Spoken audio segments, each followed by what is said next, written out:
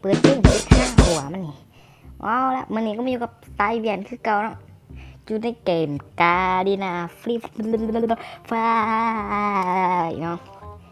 สายเวียนพาเรื่องมาเล่นเกมเนาะมันนี่ก็อยู่จุ่มทีมมาโมเมนต์จุ่มทีมเนาะจัดทีมมาเนาะมาลงมองบ่งเขียวเนาะบ่ฮู้ว่ามันสิเดือดซ้ำใดแต่ก็มาเบิ่งกันเลย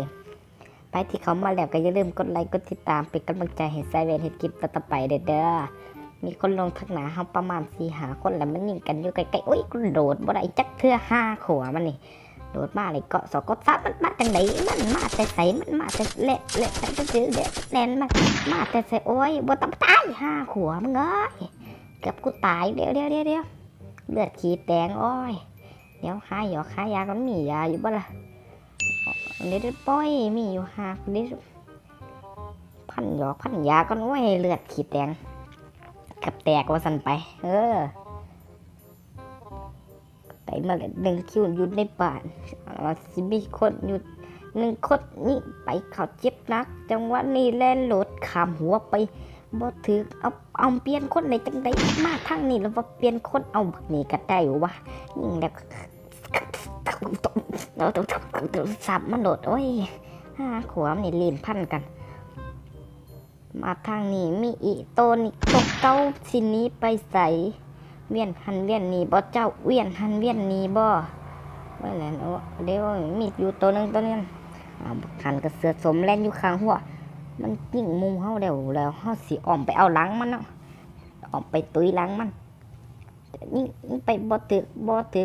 แต่ว่านี่มันชวนขึ้นลมปางงางนะโอ้ยกองดากภาพวาด5 ขวมึงไม่โมมาสุกแม่โอ้ยโมยาจะชื่อหรอก5 ขวมึงเลยเดี๋ยวเปลี่ยนแม็กเปลี่ยนยังจะปล่อยกำกับปัดแลนเข้าไปในบ้านบ่มียาตัดสิจุดประจัดไป5 ขวมึงเหลือ2 คักปัดใต้นี่โอ้ยเอา5 ขวมึงช่วยแล้วยากับบ่มีโอ้ยจะได้นอกกูเดี๋ยวบ่มีอีดิโอ้ยบ่มีเนาะบ่มีอีดิซบนี่กับบ่มีโอ้ยเดี๋ยวเปิดไม่ขอยาละมูกันเปิดเฮ้ย5 ขวง่ายกูบ่มี5 ขวดากแล้วนี่ไปหาเองก็ได้วะอยู่ใส่ไรยาอยู่ใส่ละบ่มีโอ้ยอย่าเยอะใส่ละปะมีคนขี่รถมามันขึ้นไปถึงเขาห้องกับประตูวันน้ำมันนะปะตอนนี้เขามีเลือดเนาะตามไปโอ้ย5 ขวขออภัยด้วยนะน้อยกินเขามั่มใหม่มาสันมันมีคนอยู่ถึงเขาโมห้องยิ่งไปแล้วรู้สึกว่ามัน10 ดาวแล้วเนาะดาว1 ดาว 2กับบูฮูมันบ่มีดาวดอกกลางเว้นเนาะมันกลางคืนโอ้ยมันแจ้งเตือนอย่างนี้เนาะโอ้ยเดี๋ยวปัดถิ่มซะบ่เดี๋ยวได้เราเปลี่ยนปืนปิดเอาAKมาเอ้ยเอาล่ะไม่มียาดีโอ้ย5 ขวบนี่ตายแล้วน้องกูเนาะเดี๋ยวกินเฮ็ดเอากระไดวะถ้าเรากินเฮ็ดแล้วบ่มียาเลือด2 ขอรอถือแค่เศษกระสุนกระตายละ5 ขวบมันนี่เล่นไปต่อไปเล่นต่อไปผมตบโอ้ยเกือบเลือดลดจบเล่ได้นี่ทั้งหนามีเฮ็ดบ่เนาะโอ้ยมีอยู่เนาะเรากินเฮ็ดไปจังซี่แหละบ่มีเลือดคนเดือน21 คนเท่ากันได้มา4 คิวแล้วเนาะสำหรับลงสายเวียนลงม่องฟ้าเนาะก็บ่เดือดปานไหนเนาะแต่ว่ากับกูก็เกือบตายคือกันล่ะว่ามาแล่นขึ้นมาทางนี้สิมียาอยู่บ่ล่ะขอยาได้เป็นยังจะกล่อง2 กล่องแหม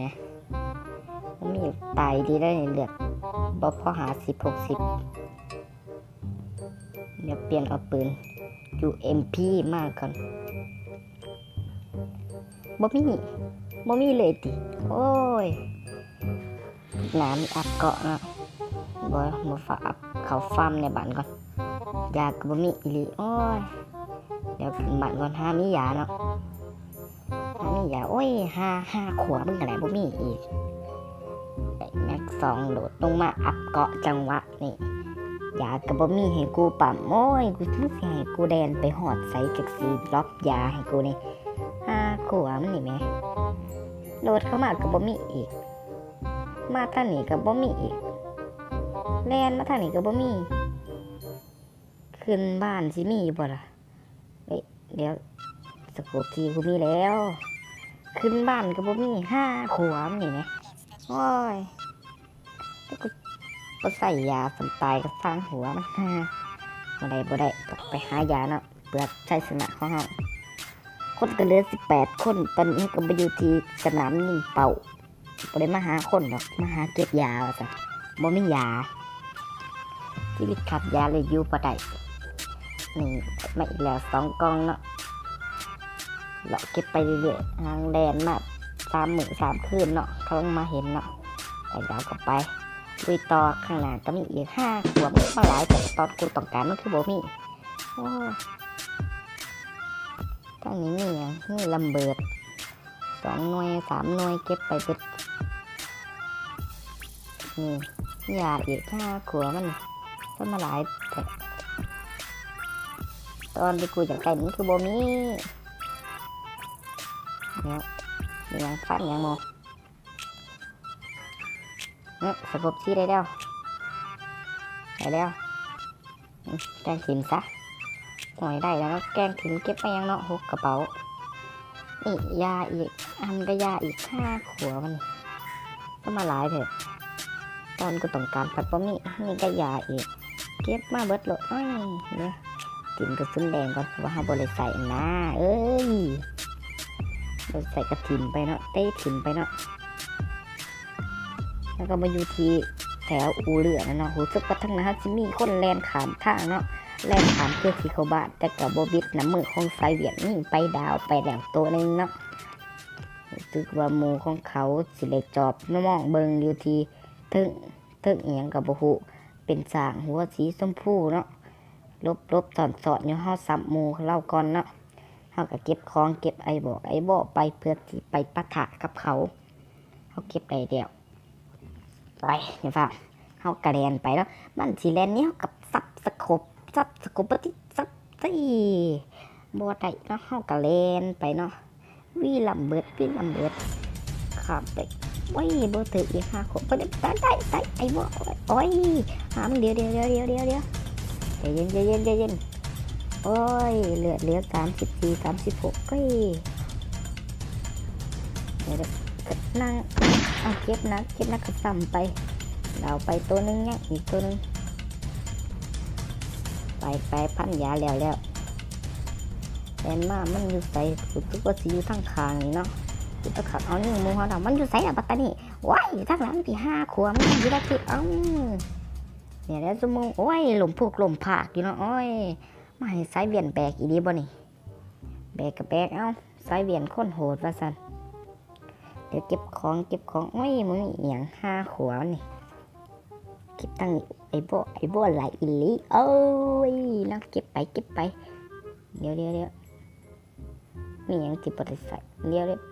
เสริมเกาะก็ต้องเกาะ50 แตกอะสกบจีมาแต่ใส่แล้วมันหลายแท้ถิ่มไปโอ้ย2 อัน 3 อัน 5 ขวบมันนี่เดี๋ยวสเปรย์ถิ่มไปใส่ยังบ่ได้เดี๋ยวเติมยาก็จักหน่อยให้เลือดเต็มแล้วค่อยไปบุนะบุกกันยังเหลือใหญ่อยู่คนยังเก่าคนโอ้เหลือจัก100 คนก็บ่ยานดอกพอสะบัดโหดหมู่เฮาก็ด่าเราป้าโทอยู่ไกลอยู่กวางแต่อยู่ทั้งพีกผู้แล่นไป3 มื้อจนเหือห้ำย่อยก็บ่ทอดดอกอยู่กวางอยู่ไกลเนาะ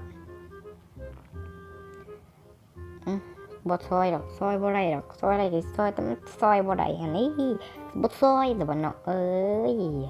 บ่ถือคักเนาะไปแล่นไปต่อแล่นไปจังซี่แหละเพื่อสิเห็นคนเดี๋ยวขอกินเห็ดก่อนจักหน่อยไปแล่นต่อไป